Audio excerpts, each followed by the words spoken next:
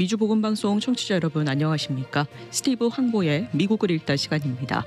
이 방송은 현 미국의 상황을 제대로 알고 급변하는 상황 속 크리스천들이 나아가야 할 방향을 성경적 관점에서 찾아보는 목적을 가지고 있습니다.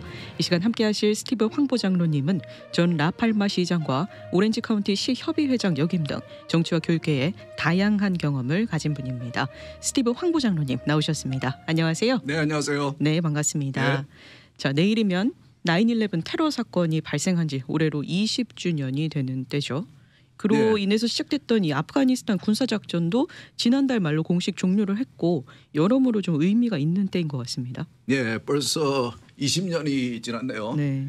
여러분들 기억하시겠지만 그날 화요일 날 아침이었는데 우리 서부 시간으로 오전 6시가 되기 조금 전에 저도 그날 이제 출근하기 위해서 일어나서 준비를 하면서 뉴스를 보기 위해서 TV를 켰을 때에 TV에서 나오는 그 영상을 보면서 저는 꿈인가 했습니다. 미국에서는 도저히 상상할 수 없는 미국 본토에서 적에 의한 공격으로 인해서 몇 시간 만에 수천 명의 미국인들이 생명을 잃는 상상할 수 없었던 그런 상황이 전개되는 것을 보면서 많은 미국인들이 경악했고 그러면서 그 20년 전에 일어났던 그 사건이 우리에게 지금도 주는 교훈은 많이 있는 것 같습니다. 네. 당시에 대통령이었던 조지 부시 대통령은 그 사건이 있은 후에 이제 왜 그들이 미국인들을 이렇게 공격을 했는지에 대해서 이렇게 설명하더라고요. 그들은 they hate the freedoms that we enjoy. 우리가 미국에서 누리는 이 자유에 대해서 그들은 싫어했기 때문에 미워했기 때문에 우리를 공격한 것이라고 그는 이제 생각하고 그렇게 여러 번 이제 표현을 했는데 여러분 우리 미국에서 사는 우리들은 우리가 매일매일 누리고 당연시 여기는 이 자유들은 그 미국 많은 미국 사람들의 사랑을 받았던 라널드 레이건 대통령이 유명한 말을 한 게 있습니다. 자유에 대해서 그는 이렇게 말을 했습니다. 자유는 언제나 잃어버릴 수 있는 아주 fragile 약한 것이다.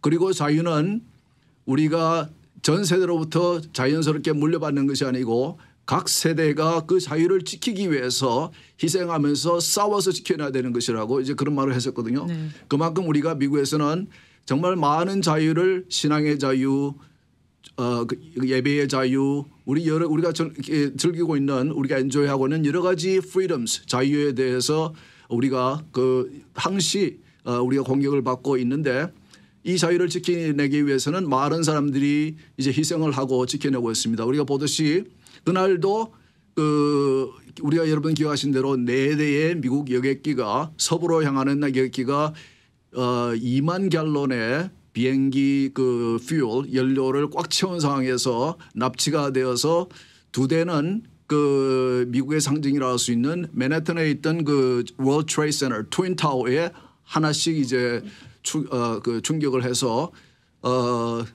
많은 사람들이 생명을 잃었고 네. 그리고 2시간 충돌이 된 후에 2시간도 안 돼서 우리는 그 높은 120층짜리의 빌딩들이 주저앉는 것을 봤죠.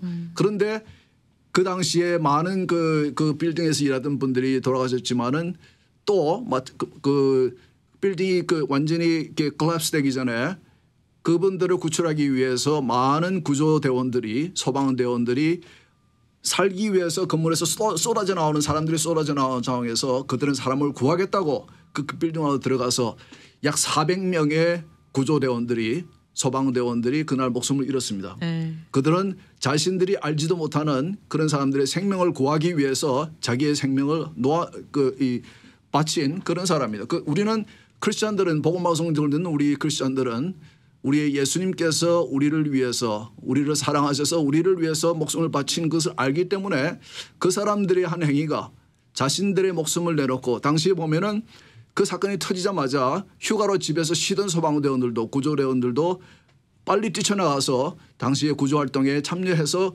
그날 목숨을 잃은 분도 많이 계시거든요. 네. 그리고 또 한 가지는 이제 4번째 비행기가 이렇게 납치를 당해서 돌아가는 상황에서 첫째 2 비행기는 이제 아까 말씀드린 대로 뉴욕에 있는 월드 트레이드 센터 트윈 빌딩을 충격을 해서 했고 3번째 빌딩은 아시다시피 펜타곤에 이제 충격을 해서 그 많은 사람들이 목숨을 잃었죠. 근데 마지막 비행기 네 번째 비행기가 납치가 되어서 그 비행기는 조금 늦게 이렇게 출발이 좀 이렇게 지연이 되는 바람에 그 안에 탑승하고 있던 승객들은 이미 비행기가 납치되어서 뉴욕에서 일어난 사건을 알고 있었습니다. 그 상황에서 비행기가 납치되고 돌아가는 근데 그분들이 이제 그것을 알고 있었기 때문에 그분들이 그 승객들이 이런 다른 비행기와 같이 많은 생명을 앗아가는 그런 일을 일어나게 할 수는 없다고 판단을 하고 자기들끼리 비행기 내에서 투표를 해가지고 그 납치범들이 있는 칵핏의 조종실에 들어가서 그 비행기를 떨어뜨렸습니다. 그래서 스스로 목숨을 잃는 그 상황에서 그 사건이 일어나기 전에 많은 승객들은 자기 사랑하는 부인들과 가족들에게 전화해서 마지막 인사를 하고 자기 스승들은 죽는 걸 알고 있었던 것 같아요.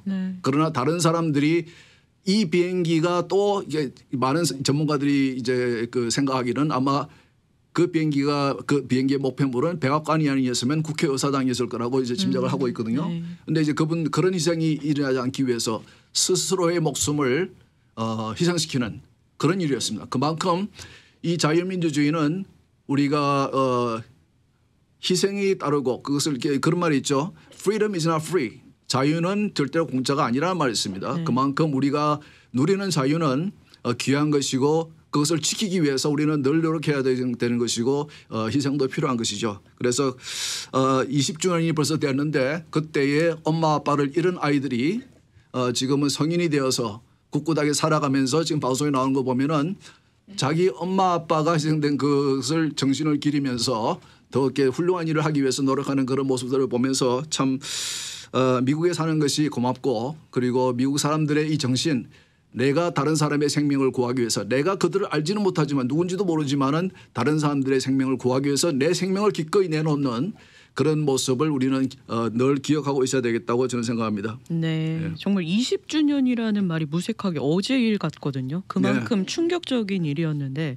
장로님 말씀해 주신 것처럼 이 자유민주주의 미국이라는 국가를 다시 한번 우리가 생각해보는 이 계기가 됐으면 좋겠습니다. 네, 그런데 이제 20년이 지났는데 당시에 텔레반 정권을 이제 복수하기 위해서 미국이 들어가서 무너뜨렸는데 20년 후에 그 텔레반은 다시 정권으로 돌아왔고 더 이렇게 세진 막강해진 그런 세력을 가지게 되어 있고 그리고 이 자유민주주의를 공격하는 세력들이 당시에는 나라 밖에 있었지만은 20년 후에 온 지금은 국내에 미국 내에 있다는 것이 상당히 아이러니한 것 같습니다. 네, 우리가 작년부터 시작된 이 팬데믹을 통해서 그렇죠. 자유의 위협을 당하는 상황들이 많이 있었잖아요. 예, 조금 이따 그 얘기를 할 시간이 있을지 모르겠지만은 여러분들 팬데믹 동안에 일어난 사실들 이 일들에 대해서 생각해 보시면은 우리의 신앙의 자유가 위협을 받지 않았는지.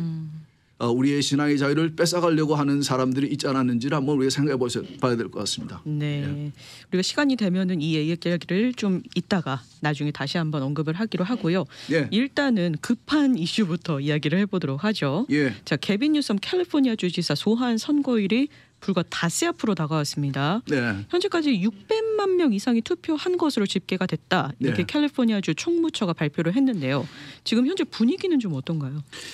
예, 뭐 엄청나게 지금 그 돈을 모금한 그 주지사 측에서는 지금 뭐 아주 많은 캠페인을 하고 있어서 여론은 상당히 이제 소환이 안 되는 쪽으로 가는 것 같기는 한데 그러나 지금 이제 민주당 측의 연방 정부의 지도자들이라든지 또 이제 월요일날 다음 주 월요일날 그 바이든 대통령까지 캘리포니아 와서 바이든 대통령은 자기 이 대통령 선거 때도 캠페인하기 위해서 캘리포니아 온 적은 없거든요.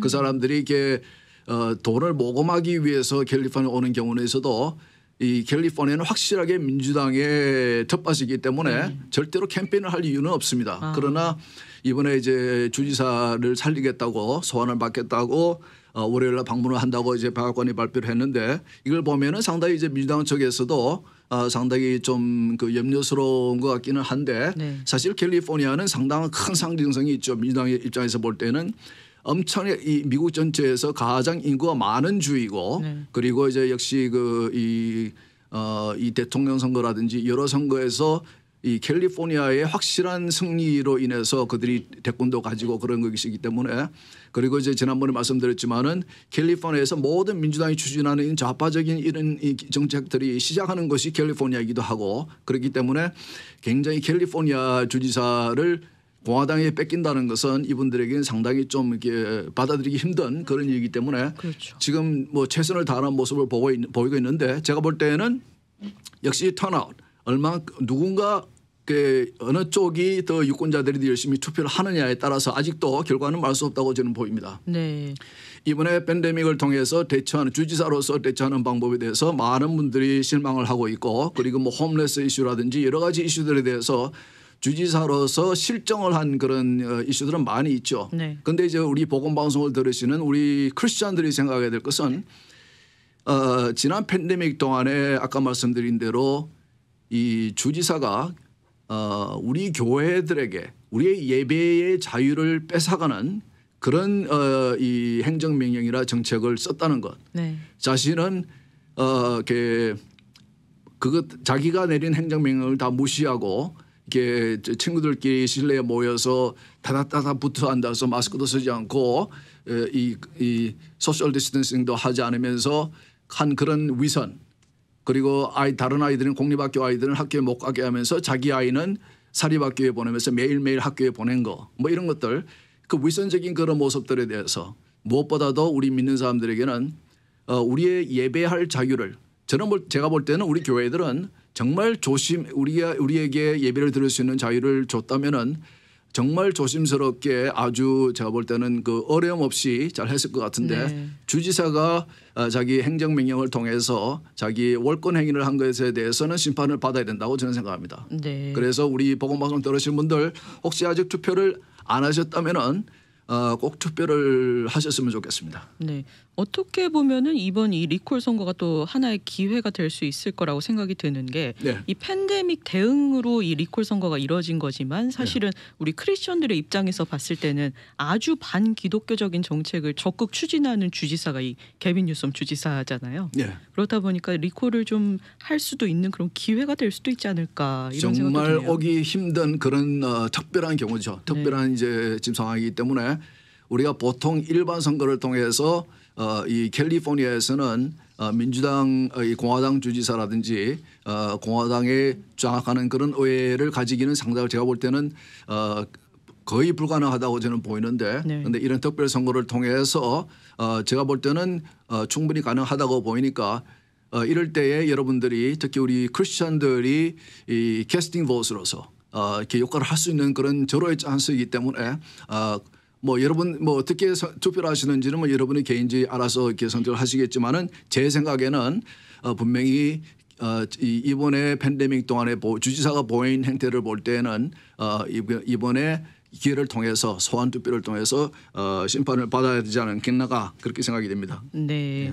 자, 카멀라 해리스 부통령도 이 개빈 뉴섬 주지사를 지지하기 위해서 그저께였죠. 캘리포니아주를 방문해서 연설을 했는데 그 내용 안에 이 텍사스의 낙태법에 대한 얘기도 거론을 하면서 우리가 이렇게 민주당 측 주지사를 지지해야 된다 뭐 이런 내용으로 연설을 하더라고요. 그만큼 지금 이 텍사스 낙태 금지법과 관련해서 정치권의 이슈가 아주 뜨거운 것 같습니다. 예, 여러분들 뉴스에서 보셨겠지만은 어제 그 연방 행정부의 법무부가 텍사스를 소송을 걸었죠.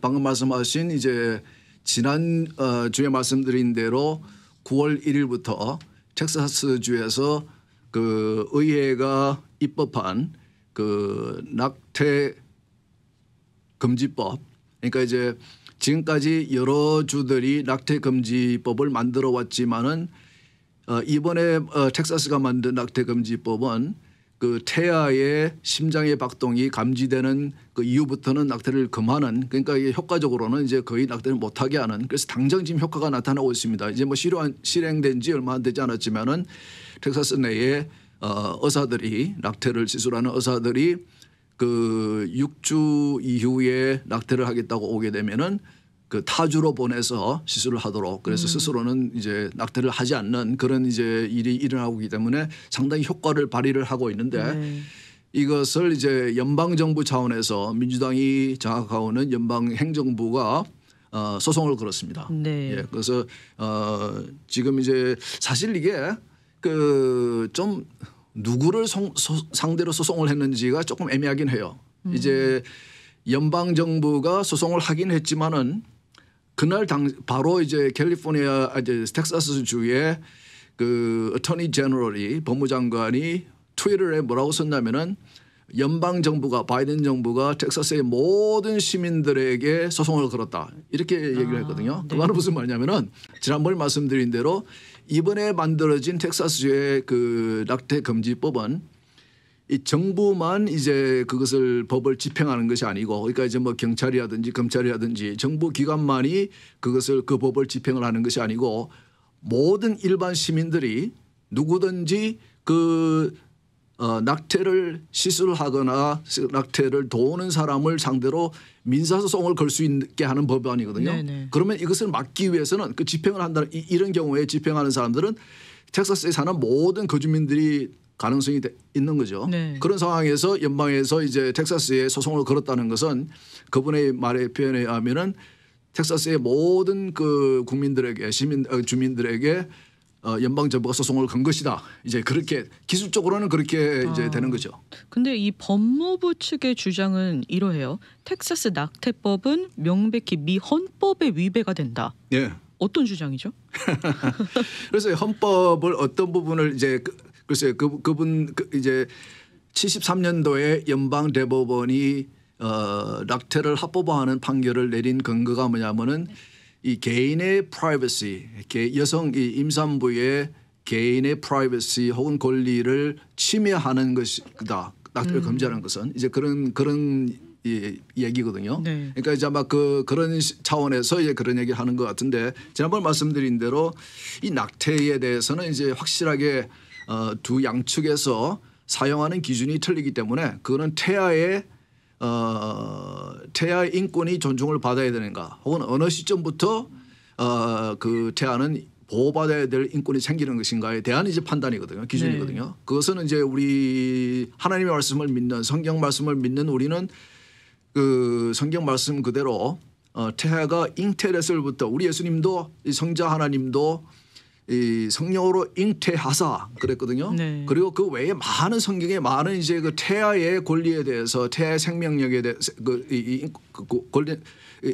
생명에 대해서 살 권리에 대해서 많은 이제 언급을 하고 있는데 그리고 이 태아를 해치는 사람에게는 이제 벌을 주는 그런 말씀도 있고 그렇기 때문에 우리는 확실하게 성경을 기준으로 볼 때는 그 임신할 때부터 그 태아는 하나님으로부터 온 생명이고 보호받아야 될 생명이라고 우리는 확실하게 믿고 그것이 기준인데 저 사람들은 당시 73년도에 대법원 판결을 봐도 그때 판결이 뭐였냐면은 어느 시점까지 태아가 이제 그 낙태를 할 수 없다고 생각하냐면 그 사람들이 판결한 얘기는 이제 태아가 그 임신이 완전히 끝나지 않고라도 몸 밖에 나왔을 때에 스스로 생존할 수 있는 시점이 어느 시점인가. 그걸 이제 그 의사들에게 전문가들에게 의견을 들어가서 24주인가 아마 그렇게 얘기했던 것 같아요. 그런 식으로 이제 그 당시에 판결이 그랬거든요. 네. 그러니까 이제 그 태아가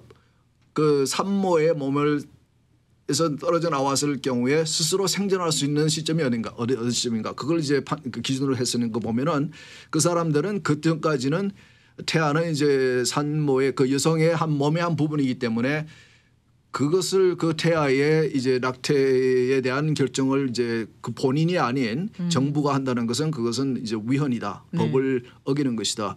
이 헌법이 보장하는 개인의 이제 그런 프라이버시나 권리를 이제 뺏어가는 것이라고 이제 보는 것이겠죠. 그런 면에서 양측에서는 기준이 틀리기 때문에 이것은 뭐 이렇게 서로 이렇게 같이 이렇게 컴프로마이즈 할 수 있는 그런 상황은 없는 것 같습니다. 네, 예. 이 텍사스 주지사 그레그 에버트 주지사도요. 이번에 법무부가 소송을 제기한 거는 정치적인 전략이다. 지금 우리가 하는 거는 가장 중요한 자유 그 생명 그 자체를 지키려는 것인데 이렇게 법무부가 소송을 냈다는 거는 그냥 정치적인 의도에서 그런 거지. 가장 중요한 것은 잊어버린 그런 소송이다. 이런 취지로 이야기를 했거든요. 그렇죠. 그분이 이제 주지사 그레그 에버시 당시 5월 달에도 작년 5월 달에도 이 법안에 서명을 하면서 한 말이 이거예요. Our Creator endowed us with a right to life and yet millions of children lose their right to life every year because of abortion. 그분이 그랬어요. 이 태아들도 이 살 권리는 창조주에게서 부여받은 것이다. 근데 그것을 그 아이들 1년에 수백만 명의 아이들이 태아들이 어보션을 통해서 이 낙태를 통해서 자신들의 살 권리를 하나님께서 부여받은 그 살 권리를 잊어버리고 있다. 이제 그런 발언을 했어요. 네. 그러니까 이분은 아까 말씀드린 대로 우리와 같이 이 성경을 기준으로 해서 그 태아가 임신될 때부터 하나님께 부여받은 살 권리가 있다고 이제 보는 관점을 가진 것이죠. 그럼 텍사스가 아주 강력한 공화당의 텃밭이잖아요. 그렇죠. 그러면 이렇게 법안을 제정하는 거 보면은 그래도 크리스천의 그 사상의 기준을 가지고 법안을 만드는 것 같아요, 항상. 그렇죠. 이게 각 주에서 정치인들이 이제 낙태를 반대하는 경우는 대부분의 경우는 방금 말씀하신 대로 이제 성경이 말씀하시는 성경이 가르치는 기준을 가지고 그런 판단을 하는 것이고 그런 이제 정치 행위를 하는 것이죠. 네. 예, 그렇지 않고 아닌 경우는 성경을 무시하는 경우. 그러니까 바이든 대통령도 과거에도 보면 자기가 늘 자기는 이제 뭐 아주 이렇게 열심히 디바우트한 캐톨릭이라고 그렇게 늘 얘기하면서도 낙태에 대한 입장도 정치인답게 상당히 왔다 갔다 해서 한 면이 있어요. 지금은 네. 상당히 이제 낙태를 찬성하는 어떤 면에서도 낙태를 위해서 싸우겠다는 그런 입장을 취하고 있지만 또 과거에는 자기가 민주당 내에서 낙태를 찬성하는 그 당 내에서 자기는 상당히 불편한 위치에 있다는 그런 말을 이제 한 적도 있거든요. 그러니까 이 사람이 아주 젊었을 때부터 물론 변호사가 되긴 했지만은 그 성인의 모든 삶을 거의 정치판에서만 지내온 사람이기 때문에 상당히 정치인으로서의 판단을 하는 것 같습니다. 이 경우도 마찬가지로. 그러나 확실하게 지금 현재의 민주당과 지금 현재의 그 이 정권은 지금 이제 어제도 이제 소송을 한 것 같이 낙태는 어떤 경우에서도 이렇게 금지해서는 안 된다. 이거는 전적으로 그 임신부인 그 여성의 권리다, 자유다, 이제 그렇게 초이스다, 그렇게 이제 믿는 것 같습니다. 그러니까 법무부가 이 텍사스주의 낙태 금지법에 대해서 소송을 제기한 것도 결국에는 바이든 대통령이 그렇게 하라고 해서 지시하고 이후에 한 일주일 지났나요? 바로 소송을 제기한 케이스잖아요. 네, 당연하죠. 네. 아, 그러면 바이든 대통령의 이 낙태 찬성한다는 쪽에 서 있다는 것은 이제 분명해진 거네요. 예, 뭐 그 최근에 수년간은 뭐 확실하게 자기가 그렇게 낙태에 지금 현재 가지고 있는 그런 입장을 늘 표명을 해왔기 때문에 네. 뭐 그건 확실하고 지금 이제는 뭐 물론 민주당 내에서 이제 민주당을 지지하는 유권자들 중에서는 일부가 한 20% 정도가 아마 이 민주당의 입장, 낙태에 대한 민주당의 입장을 반대하는 사람도 있긴 있는 것 같아요. 민주당 내에서는 유권자들 네. 중에서는 네. 물론 공화당도 그것도 마찬가지입니다. 그러나 이제 제가 볼 때는 기준은 역시 이 낙태를 지금 이제 찬성하는 사람과 반대하는 사람들의 기준은 성경적인 관점을 가지고 있느냐 태아의 생명에 대해서 네. 혹은 그렇지 않느냐가 이제 상당히 이걸 가르는 그런 기준이 되는 것 같습니다. 네. 자, 이 낙태법뿐만 아니라 바이든 대통령의 코로나 바이러스 백신 접종 의무화 조치를 놓고도 공화 민주 양당이 충돌하고 있죠. 네. 어제 발표였죠. 바이든 대통령이 네. 거의 1억 명에 해당하는 미국민들에게 백신 접종을 의무화하는 정책을 발표를 했습니다. 네. 일단 연방정부 공무원 그리고 연방정부랑 거래하는 모든 민간인들은 다 의무적으로 백신 맞아야 되고요. 직원이 100명 이상인 사업장에서는 백신 접종 의무화하거나 또는 코로나 바이러스 검사를 매주 받도록 해야 합니다. 지금 문제가 되는 부분은 뭐 연방정부 공무원까지는 그렇다 쳐도 일단 직원이 100명 이상인 사업장에 대해서 사기업이잖아요. 근데 대통령이 백신 접종을 의무적으로 해라 마라 이렇게 결정할 수가 있는 건가요? 예, 불과 한 두세 달 전까지만 해도 기자들이 바이든 대통령에게 그 마스크 착용이라든지 이 백신을 맞는 것에 대해서 이렇게 강제적으로 명령을 내릴 것인가에 대해서 물어봤을 때는 절대로 그런 일이 없을 것이고 나는 그렇게 하지 않을 것이라고 불과 2, 3개월 전에 그렇게 얘기를 했는데 네. 어제는 상당히 강경한 그런 이제 정책을 발표를 했고 그리고 방금 지적하신 대로 그런 부분들이 이게 헌법에 합헌한 것인가에 대해서 상당히 지금 분쟁이 많습니다. 네. 그리고 상당히 어제 강경하게 여러 가지 정책들을 특히 정부가 강제로 국민들에게 혹은 사기업들에게 비즈니스들에게 집행을 하겠다고 적용을 시키겠다고 하는 그런 것들이 물론 이제 여러 사람들을 어렵게 하는 면도 있지만은 이게 이 미국의 이제 중요한 이 정신들을 건드리는 이 국가의 지금 현재 주 정부들이라든지 연방 정부와의 관계라든지 특히 어제는 이제 그 대통령이 말씀하신 것 중에서 협조하지 않는 주지사들은 내가 너희들을 넘어서서 이렇게 조치를 하겠다는 식으로 월권 행위를 하겠다는 그러니까 이제 그 주지사들의 입장에서 볼 때는 대통령이 이런 하는 그런